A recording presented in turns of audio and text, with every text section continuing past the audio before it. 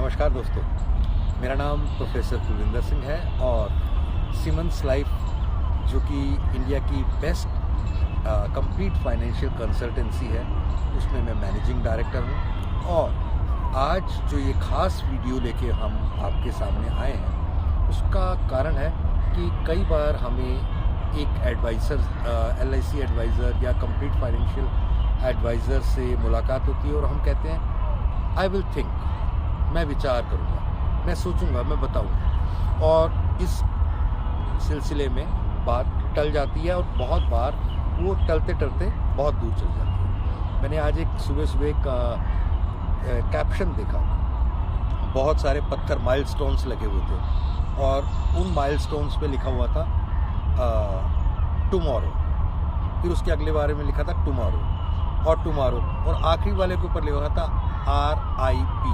Rest in peace.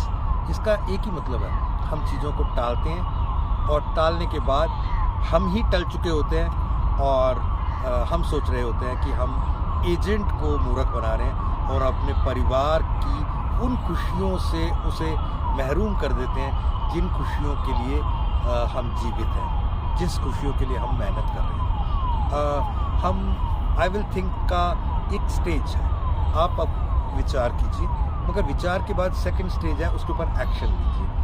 पहली कोई चीज़ में क्वेरीज है तो क्वेरीज बताइए, आंसर लीजिए, सॉल्यूशंस लीजिए, ये एक जरूरी चीज़ है।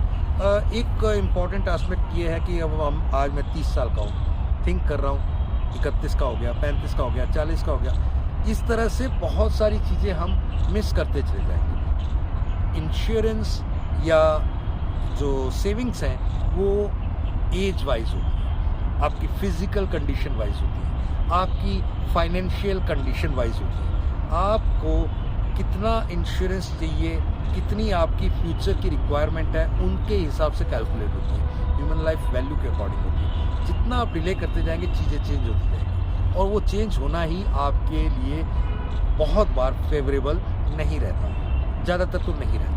एक और चीज़, इंश्योरेंस एक ऐसी चीज़ है जो आपको अच्छी हेल्थ में ही दिया जा सकता है, एक अच्छी उम्र में ही दिया जा सकता है। ओल्डन एज में, ओल्डन फिजिकल फिटनेस में बहुत सारी चीज़ें कंस्ट्रेंट हो जाती हैं, दिक्कत आती है, नहीं दे पाते। एक और चीज़ जो बहुत इम्पॉर्टेंट है, हमें ये आदत है कि मैं सोच कर विचार करके इससे पूछ के उससे पूछ के बताऊंगा, तो जब वो सब चीज़ें चलते हैं ना तो कंपाउंडिंग का एक रूल है।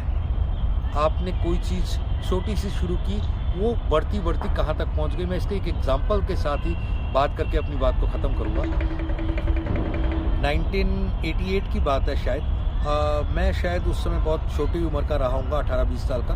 तो उस समय मेरे एक मित्र ने आकर के मुझे बताया कि आप LIC शुरू कर सकते हो, कुछ 10-20 रुपये रोज़ के। मैंने कहा आप ज़रूर कर सकते हैं। तो उन्होंने बोला कि 600 रुपये एक महीने के बने, 3 महीने के 1800, आपके पास कितने पैसे?